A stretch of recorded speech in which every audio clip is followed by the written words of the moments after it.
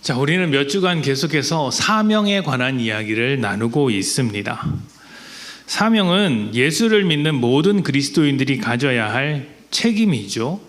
십자가 안에서 발견한 하나님의 깊은 사랑과 은혜를 다른 사람에게로, 주변으로, 세상으로 전해주는 것이 사명입니다. 이때 우리는 우리의 사명, 이때 우리가 가진 사명은 은혜가 흘러가는 하나님의 통로가 됩니다. 이 통로가 되는 것을 지난주에 수도관과 연결시켜서 말씀을 드렸습니다. 우리는 우리의 사명을 잘 감당해야죠. 수도관을 통해 물이 흘러가서 사람들의 생명을 살려내듯이 우리의 사명을 타고 흘러간 하나님의 은혜, 복음의 은혜가 사람들을 구원해내기 때문입니다. 때로는 내가 하고 있는 이 일이 과연 하나님의 일이 맞는가 하는 의심이 들 때가 있습니다. 결과도 시원하지 않고 일이 잘 풀리는 것 같지 않고 또 내 삶에 또 주변 사람들 가운데 큰 변화가 드라마틱하게 나타나지 않기 때문에 과연 이것이 사명이 맞는가, 하나님의 뜻이 맞는가 의심하기도 하고 또 이 일을 감당하고 있는 내 마음이 불편하다 보니 그런 생각이 찾아오기도 합니다. 시원하지 못한 결과, 마음의 불편함 이런 것들 때문에 우리의 사명을 자꾸 의심하게 되더라는 것이죠. 그러나 여러분, 사명은 결과로 판단할 수 있는 것이 아닙니다. 사명은 부르신 하나님의 뜻이 가장 중요합니다. 만약 하나님께서 우리의 사명을 실패의 자리에서 시작하게 하신다면 어떻게 해야 하겠습니까? 실패로부터 우리의 사명을 시작하게 하신다면 우리는 그 사명의 자리에서 물러서야 할까요? 포기해야 할까요? 그렇지 않습니다. 그 실패의 자리도 우리의 사명이라는 것을 인정하고 거기서부터 주의 뜻을 따라 살아가야 하는 것이죠. 최근 몇 년간 교회의 사회적 신뢰도가 급속도로 떨어졌다고 합니다. 특히 코로나 이후로 더더욱 떨어졌다고 하죠. 물론 목회자나 교회의 신뢰도가 전혀 없는 것은 아닙니다. 주변 사람들과 만나서 대화해 보면 아직까지 사회적인 신뢰도가 살아있다는 것을 느낍니다. 하지만 반감을 가진 사람도 꽤 많죠. 어디서 체감하냐면 전도할 때 체감을 합니다. 나가서 전도를 하거나 지금 우리 장터 전도를 하고 있지는 않지만 가끔 제가 목사인 것을 밝히고 사람들과 대화하다 보면 제가 목사인 것을 밝히는 순간 벽을 치는 사람들이 꽤 많습니다. 왜 그렇겠습니까? 교회에 대한 신뢰감이 좀 떨어졌기 때문이겠죠. 그렇다고 해서 우리가 교회를 통해 이루어 가야 할 사명을 포기해야 하겠습니까? 누군가 나를 적대시하고 반대한다고 해서 사명을 내려놓고 복음 전하는 일을 멈춰야 하겠습니까? 어쩌면 우리는 예수를 믿는 그 자체로 매우 불리한 환경에서 살고 있는지도 모릅니다. 복음을 반대하는 세상 속에서, 하나님의 통치를 거절하는 세상 속에서 하나님의 뜻을 따라 살다 보니 실패할 수밖에 없는 위치에서 살고 있는 것이죠. 그러나 우리의 사명이 그 실패 위에서 새로운 열매를 맺는 것이라고 한다면 오늘의 실패를 사명이 물러서야 할 자리로 판단해서는 안 될 것입니다. 실패를 원하는 것은 아니지만 실패를 향해 달려가는 것처럼 보일 때도 있지만 그 자리가 사명의 자리라면 그곳에서부터 시작할 수 있어야 한다는 것입니다. 빌립보서 말씀을 잠깐 보도록 하겠습니다. 빌립보서 3장 3절부터 8절입니다. 3절부터 8절까지 말씀 우리 같이 읽어보겠습니다. 자, 시작. 하나님의 성령으로 봉사하며 그리스도 예수로 자랑하고 육체를 신뢰하지 아니하는 우리가 곧 할례파라. 그러나 나도 육체를 신뢰할 만하며 만일 누구든지 다른 이가 육체를 신뢰할 나는 더욱 그러하리니 나는 8일 만에 할례를 받고 이스라엘 족속이요 베냐민 지파요 히브리인 중에 히브리인이요 율법으로는 바리새인이요 열심으로는 교회를 박해하고 율법의 의로는 흠이 없는 자라. 그러나 무엇이든지 내게 유익하던 것을 내가 그리스도를 위하여 다 해로 여길 뿐더러 또한 모든 것을 해로 여김은 내 주 그리스도 예수를 아는 지식이 가장 고상하기 때문이라. 아멘. 바울은 예수를 믿고 나서 그동안 훈장처럼 달고 있었던 수많은 것들, 자신의 신분과 자격, 사회적인 위치, 그리고 물질적인 풍요로움을 모두 해로운 것으로 생각했습니다. 이전에 가지고 있던 것은 모두 자신에게 유익한 것들이었습니다. 살아가는데 필요한 것이고 유익한 것이죠. 그런데 예수를 믿고 나서 다 해로운 것으로 여겼다는 것이죠. 이런 것들이 나쁜 것이라서 그런 것일까요? 그렇지 않습니다. 유익한 것은 유익한 것이죠. 다만 바울의 가치관이 변한 것입니다.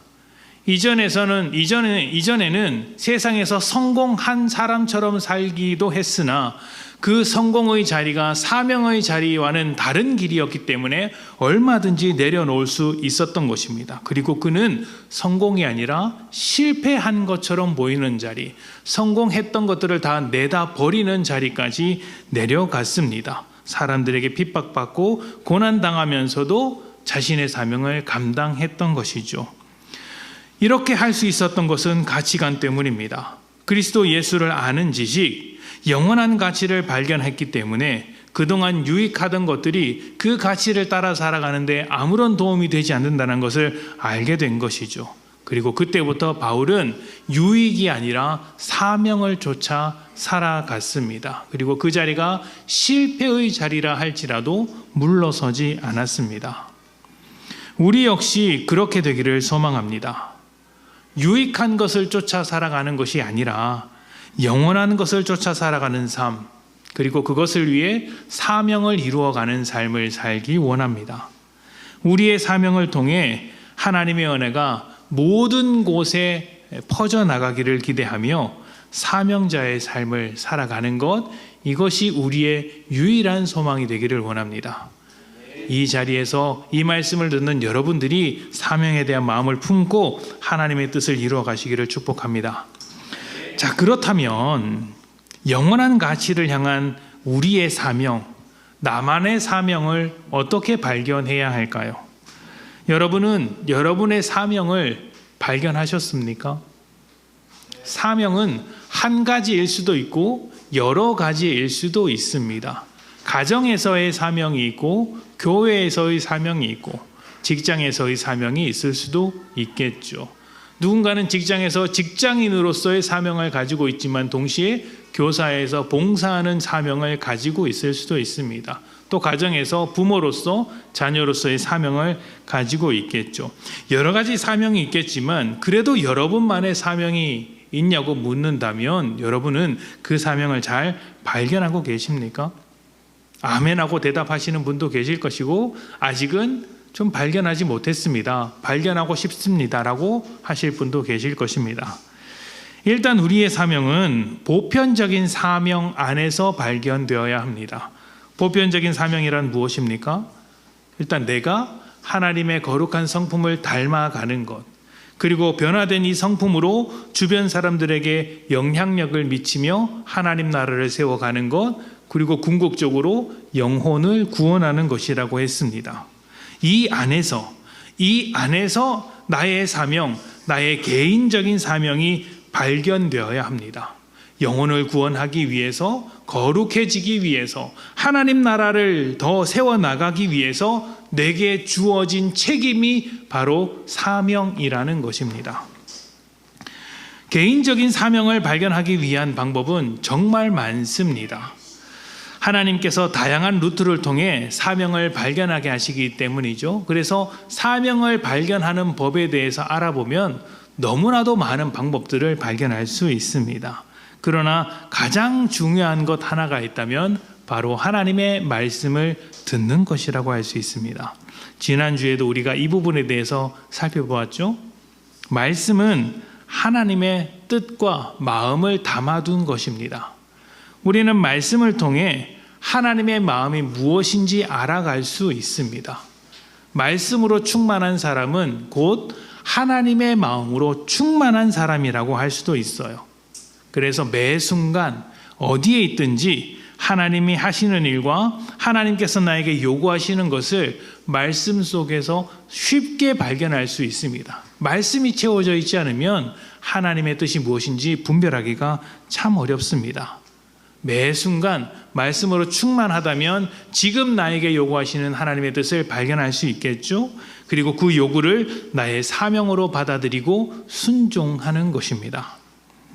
자신의 마음을 하나님께 두었기 때문에 말씀으로 충만한 사람은, 하나님의 마음으로 충만한 사람은 하나님이 하시는 일을 주저함 없이 순종하게 되는 것이죠. 그래서 우리는 하나님 말씀 듣기를 즐거워해야 합니다. 기회가 닿을 때마다 말씀 듣는 습관을 가져야 하죠. 성경을 가까이 하시고 큐티도 꾸준히 하셔야 합니다. 하나님의 말씀을 듣기 소망하신다면 꾸준히 하셔야 합니다. 목장에 가셔도 하나님의 말씀을 나누십시오. 나의 고백을 통해 누군가가 사명을 찾습니다. 또 성도들의 고백을 통해 나 역시 사명을 찾아낼 수 있습니다. 그런 경험 많지 않습니까? 누군가 교회에서 이런 일을 했더니, 또 누군가 복음을 전했더니 이런 감동이 있더라라는 고백을 들으면 나도 그렇게 해봐야겠다라는 마음이 찾아오지 않습니까? 이 모든 순간이 사실은 사명이 찾아오는 순간일 수 있습니다. 오늘 같은 주일 설교도 마찬가지죠. 하나님께서 우리에게 주시는 말씀으로 받아야 합니다. 물론 말씀을 전하는 설교자는 하나님의 말씀을 전한다라는 무거운 마음을 가지고, 책임감을 가지고 사명자로서 전해야 하는 것이겠죠. 무엇보다 우리는 하나님의 마음을 품고 하나님께서 나에게 하시는 말씀을 듣기 위해 귀를 기울여야 합니다. 듣는 마음이 있어야 해요. 여러분, 성경에서 사람에게 가장 많이 강조하고 있는 마음 중 하나가 무엇이냐면 하나님께 듣는 마음이라고 합니다. 교만이란 무엇입니까? 하나님을 인정하지 않아서 하나님의 말씀을 거절하는 것이에요. 선악과를 먹을 때 어디서부터 문제가 생겼냐면 하나님의 말씀을 왜곡하고 듣지 않는 것에서부터 문제가 생겼습니다. 그래서 듣는 마음을 가장 중요하게 생각하고 있어요. 왕들에게도 이 마음을 강조했고, 오늘날 이 땅을 살아가는 수많은 교회들, 성도들에게도 이 마음을 강조합니다. 하나님의 말씀을 들어야 한다. 그리고 이 마음은 소명을 찾고자 하는 우리에게도 동일하게 요구되는 마음이에요. 하나님께로 듣는 마음을 가지고 매일매일 묻는 것이죠. 하나님, 나에게 말씀하십시오. 말씀하신 대로 살겠습니다. 내가 말씀하신 대로 선택하겠습니다. 라고 듣는 마음으로 살아갈 때 우리는 소명을, 또 사명을 발견할 수 있습니다. 바로 삶의 자리에서, 내가 살아가는 그 자리에서 우리가 해야 할 일, 사명을 발견하는 것이죠. 듣는 마음이 없으면, 듣고자 하는 마음이 없다면, 하나님께 묻는 것이 없다면 절대 발견할 수 없어요. 하나님의 말씀뿐만 아니라 또 어떤 방법들이 있을까요? 기도하는 방법도 있겠죠. 기도할 땐 내가 원하는 것이 아니라 하나님이 원하시는 것을 찾아가기 위해 기도해야 합니다. 만약 내가 원하는 것만을 위해서 기도한다면 그것은 사명이 아니라 유익을 위한 기도일 뿐입니다. 그리고 유익을 넘어 그것이 탐욕이 되어서 세상 정욕을 향한 기도가 될 수도 있는 것이죠. 뿐만 아니라 나의 은사와 재능을 아는 것도 중요합니다. 우리에게 주신 은사, 재능, 능력, 그리고 내가 가지고 있는 수많은 조건들은 하나님께서 하나님의 목적을 위해 주신 것들입니다. 그래서 하나님 나라를 세워가는 일에 나의 어떤 것이 필요하다면 능력이나 여유나 시간이나 마음이나 성격이나 재능이나 물질이나 조건이나 다양한 것들이 필요하다면 그것이 사명을 향한 부르심일 수 있다는 것을 여러분 눈치채셔야 합니다. 뿐만 아니라 내가 살고 있는 이 환경, 주어진 환경을 통해서도 발견할 수 있습니다.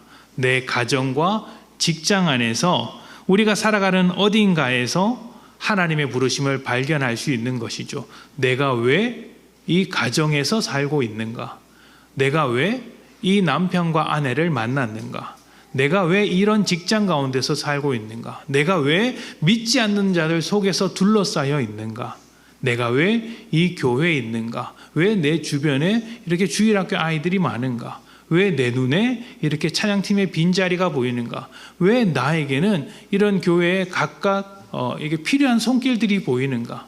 중요한 환경, 나를 둘러싼 이 자리를 민감하게 발견할 수 있어야 합니다. 그리고 그곳에서 자기 역할을 감당하며 하나님 나라를 세워가는 것이 우리의 사명일 수 있다는 것을 인정해야 하는 것이죠. 그래서 사실 여러분이 할 수 있는 일이 보이거든 그것이 사명의 자리로 부르는 것이 아닌지를 확인하셔야 합니다. 기도하셔야 합니다. 그리고 확인하셨다면 주저하지 말아야 합니다. 섬김의 자리로 가야 하는 것이죠. 그 섬김이 사명이 되어서 하나님 나라를 세워가기 때문입니다. 예수는 믿지만 소명에는 관심 없는 사람이 되지 않도록 날마다 하나님의 부르심에 귀를 세우는 복된 여러분 되시기를 축복합니다. 자, 그런데 여러분, 지금까지 말씀드린 모든 것은 딱 한 가지, 하나님의 말씀을 듣는 것과 관련되어 있습니다. 결국 하나님의 말씀을 듣는 것이에요. 기도를 하는 것도 나에게 요구하시는 하나님의 뜻이 무엇인지 발견하기 위해 기도하는 것이고, 내 환경을 둘러보는 것 또한 이 자리를 보내신 하나님의 뜻이 무엇인지 듣고자 하는 것이죠. 또 나에게 주신 은사와 재능들이 있다면 이것을 어떻게 사용하기를 원하시는지 하나님의 뜻을 듣고자 하는 거예요. 결국 하나님의 말씀으로 듣기를 원하는 것이, 듣는 것이 사명의 길이라고 할 수 있습니다. 문제는 우리가 하나님의 말씀을 듣고자 할 때, 또 사명을 발견할 때 사명을 방해하는 마음이 생길 수 있다는 것입니다. 사실은 어떻게 사명을 찾아갈까가 중요한 게 아니라 사명을 가로막는 장애물들을 어떻게 넘어설까가 더 중요한 거예요. 하나님께서는 우리에게 분명히 말씀하시고 우리에게 감동이 찾아올 때가 있습니다. 그런데 우리는 자꾸 그 감동을 물리치는 습관이 있어요. 아닐 거야, 아니어야 합니다. 그리고 조금 더 적극적으로 싫습니다. 지금은 못합니다. 이렇게 반응할 때가 많죠. 이 부분에서 우리는 하나님과 매일 씨름하고 있어요. 어떤 것들이 있을까요? 사명을 방해하는 마음들, 어떤 것들이 있을까요? 크게 두 가지만 살펴볼 텐데요. 먼저 은사가 있습니다. 아니, 방금 전 제가 은사는 사명을 찾아가는 하나의 길이라고 말씀을 드렸는데, 이건 또 무슨 말일까요? 사명을 방해할 수가 있다라는 말은 무슨 말일까요? 사실 우리는 사명을 찾을 때 은사나 능력, 나의 조건을 필요 이상으로 크게 생각하는 경우가 있습니다. 필요 이상으로 말입니다. 예를 들면 찬양팀 하면 악기도 잘해야 하고 노래도 잘하고 아는 찬양도 많아야 한다고 생각하는 것입니다. 그런데 이것이 하나님의 일하심과 정확하게 일치하는 것은 아닙니다. 하나님은 부족한 자를 통해 강한 자들을 부끄럽게 하시는 분이기 때문이죠.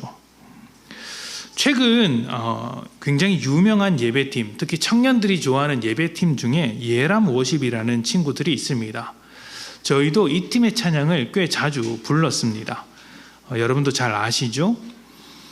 그런데 이 팀이 처음부터 이렇게 유명하지 않았습니다. 지금은 수많은 사람들이 모여서 아주 화려하게 예배를 드리고 있지만 처음부터 이랬던 팀이 아닙니다. 2017년 청년부 수련회 이후 청년부가 급격하게 줄어들었다고 합니다. 그래서 찬양팀에 딱 2명이 남았어요. 많던 찬양팀 다 나가고 딱 2명이 남았다고 합니다. 그런데 한 명은 피아노를 5개월 배운 친구였어요. 반주를 제대로 할 수 있겠습니까? 못하죠. 그리고 또 다른 한 명은 중학교 때부터 성대 결절에 걸려서 예쁜 목소리로 찬양을 할 수 없는 자매였어요. 그 찬양을 하면 할렐루야 이게 부흥사 목소리가 나오는 자매였다고 하죠. 그 중학교 때부터 청년 때까지 그 목소리로 계속 살아왔던 것입니다. 이 두 사람에게 은사가 있다고 말할 수 있을까요? 노래, 찬양에 대한 재능이 있다고 말할 수 있을까요? 아무도 그렇게 생각하지 못할 거예요. 이들을 담당했던 목사님은 도저히 희망이라고는 보이지 않아서 이제 끝났다, 다 끝났다라고 생각했다고 합니다. 그런데 이 두 명의 청년이 어느 날 목사님을 찾아왔습니다. 그리고 대뜸 이렇게 이야기하더라는 것이죠. 우리 둘뿐이라도 북치고 장구치면서 찬양을 그냥 해보겠습니다. 여기에도 하나님의 뜻이 있지 않겠습니까? 이 말이 중요한 거예요. 여기에도 두 명밖에 남지 않은 이런 망할 것 같은 상황에도 하나님의 뜻이 있지 않겠습니까? 그리고 이 두 명, 은사 없는 두 명이 찬양팀을 이끌어가기 시작했습니다. 이 두 친구에게는 은사가 없습니다. 재능이 부족했습니다. 그러나 하나님의 뜻이 있었죠. 사명이 있었습니다. 어떻게 되었을까요? 성대 결절이었던 그 친구는 지금 예라워십의 인도자가 되었습니다. 피아노를 5개월밖에 치지 않은 친구는 모든 편곡과 작곡을 담당하고 있다고 합니다. 두 사람으로 시작된 예라워십이 지금은 수많은 청년들과 함께 예배하는 아주 큰 예배팀이 되었습니다. 큰 것이 중요한 게 아니에요. 작은 자리, 아무것도 없는 자리에서 사명을 붙들고 여기까지 왔다는 것이 중요한 것이죠. 하나님께서 우리를 부르실 때 재능을 보고 부르신다면 여기 중에 누가 사명자로 설 수 있습니까? 저라고 하나님의 사명자로 설 수 있겠습니까? 저는 목회자가 되어서는 안 될 사람이라는 이야기를 너무 많이 들었던 사람입니다. 저와 가장 가까운 사람 중에 한 명은 제가 목회자가 되지 않았으면 사기꾼이 되었을 것이라는 이야기를 하신 분도 계십니다. 굉장히 가까운 분이 계세요. 저를 낳고 기르신 분이시죠. 그래서 제가 목회자로 가게 된 것을 너무나도 다행스럽게 생각하셨습니다. 그러니까 저에게는 그런 재능이 없습니다. 그럼에도 하나님께서 저를 불러서 여기까지 인도하신 것은 은사, 재능이 있어서가 아니라 사명 때문이겠죠. 성경에 나오는 누가 사명을 받을 만하다고 하겠습니까? 예수님의 제자를 한번 생각해 보십시오. 우리가 읽었던 본문 말씀에 베드로는 어떻습니까? 그는 어부였습니다. 예수님께서 그를 불러 사람을 낚는 어부로 부르실 때 진짜 어부의 재능을 훌륭하게 생각하셔서 그를 부르셨을까요? 어부로서의 능력이 탁월해서 그를 불렀습니까? 그를 만났을 때는 밤새도록 그물을 흐렸지만 고기를 잡지 못했을 때였습니다. 어부로서의 재능도 발견하지 못하던 순간이었죠. 그러나 주님 함께 하실 때 물고기를 많이 잡았던 것처럼 그에게는 재능이 없으나 주님 함께 하신다면 수많은 사람을 낚아낼 사람 낚는 어부가 될 것이기에 그를 부르신 것입니다. 하나님의 부르심에는 은사와 재능이 중요하지 않습니다. 제자들만 그랬던 것이 아닙니다. 사실 우리도 다 그렇죠. 하나님께서 보시기에 흡족할 만한 재능을 가진 사람이 누가 있겠습니까?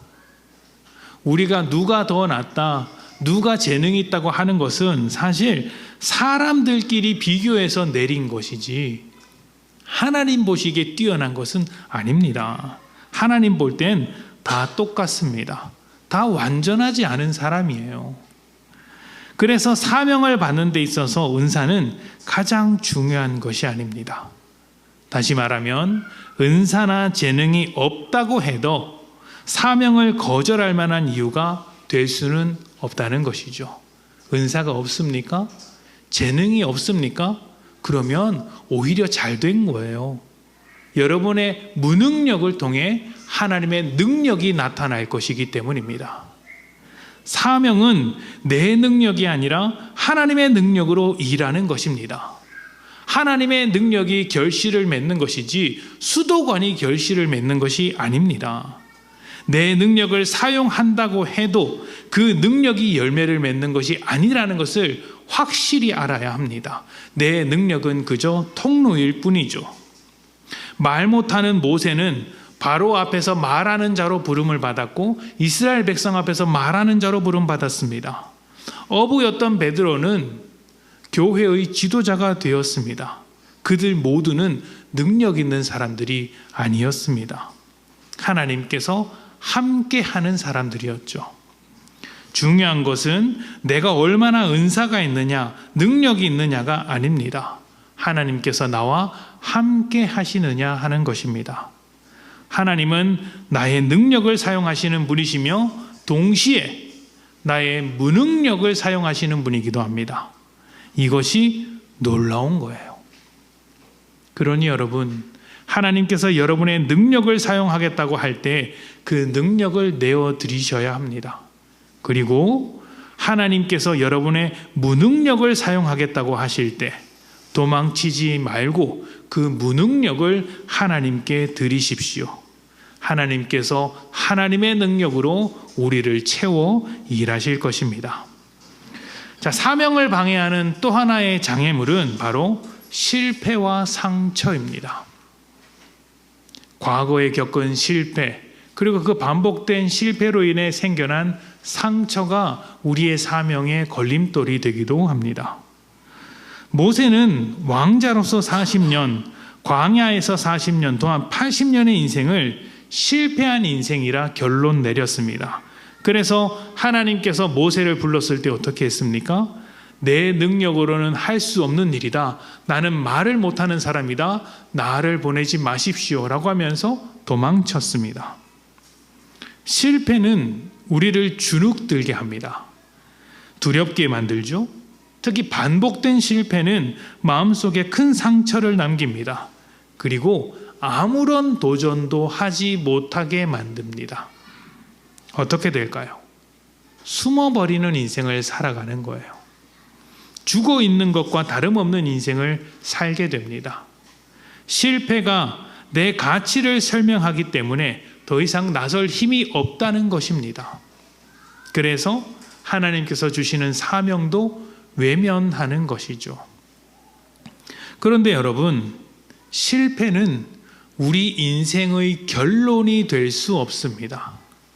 왜냐하면 우리는 하나님 나라라는 정해진 결론을 이미 가지고 있기 때문입니다. 하나님께서 우리를 하나의 예술품으로 만들어가고 계십니다. 하나님은 실패가 없는 분이기 때문에 지금은 미완성처럼 보이는 우리이지만 결국 완성될 것입니다. 그것도 아주 멋지게 하나님을 닮은 모습으로 완성되죠. 그 완성을 하나님과 함께 하는 날 보게 되는 것입니다. 다만 지금은 미완성이라는 거예요. 지금은. 결과는 정해져 있지만 과정이 남아 있습니다. 여러분, 이 관점을 절대 놓쳐서는 안 됩니다. 세상은 가질 수 없는 관점이기 때문이에요. 세상은 과정이 지나가야 결과가 옵니다. 그런데 우리는 결과가 정해져 있고 과정을 만들어 갑니다. 참 놀라운 거예요. 우리는 이미 결과를 가지고 있는 사람들인 거예요. 우리의 구원이 그렇지 않습니까? 우리는 거룩해서 하나님의 자녀가 된 것이 아니라 하나님의 자녀가 되어서 거룩하게 됩니다. 하나님의 자녀라는 결과를 먼저 주셨고 거룩이라는 과정을 밟아 나가게 하는 것이죠. 그래서 우리는 미완성이지만 완성된 존재라고 할 수 있습니다. 왜냐하면 이 일을 이루시는 분이 하나님이시기 때문입니다.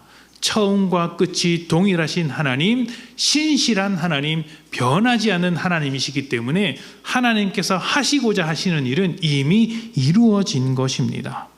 그래서 우리는 지금 정해진 인생, 정해진 결과를 위해 달려가는 것입니다. 삶 가운데 실패가 있더라도 그것은 정해진 결론, 완성을 위해 우리를 다듬어가는 과정 중에 하나라는 사실을 잊어서는 안 됩니다. 실패에 매여 살 필요가 없다는 거예요. 예전에 중등부를 담당할 때 어떤 목자님께서 이제 처음 목자를 하면서 자신을 소개했던 이야기가 제 머릿속에 아주 강하게 남아 있습니다. 이분은 예수를 믿은 지 그다지 오래되지 않은 분이었고, 예수를 믿기 시작할 때쯤 정말 술을 말술로 드셨던 분입니다. 사업을 크게 하셨기 때문에 이제 비즈니스 자리에서 술자리가 많았겠죠. 매일 같이 술을 드셨던 분이고, 술 마시면 아침이 되지 않습니까? 그러면 집으로 들어가면 잔소리를 들으니까 술깨로 새벽 예배 오셨던 분이에요. 새벽 예배 때 뭘 하시냐면 뒤에서 술 냄새 풍기고 주무셨던 분이에요. 근데 이분이 이제 예수를 믿고 나서 이제 술을 이제 끊기로 하시면서 뭔가 해야 되겠다 싶어서 목자로 이제 헌신하셨습니다. 목자가 처음 되니까 이제 우리 학생들 앞에서, 중등부 앞에서 자기 소개를 하지 않습니까? 그때 그분이 뭐라고 하셨냐면, 내가 여러분에게 뭘 가르쳐 줘야 될지 모르겠다. 나는 예수 믿은 지도 얼마 안 되고 신앙이 무엇인지도 모른다. 내가 가르쳐 줄 게 딱 하나 있다. 나처럼 살지 말라는 거. 나처럼 살면 안 된다는 것 하나를 가르쳐 주려고 목자가 되었다라고 하셨습니다.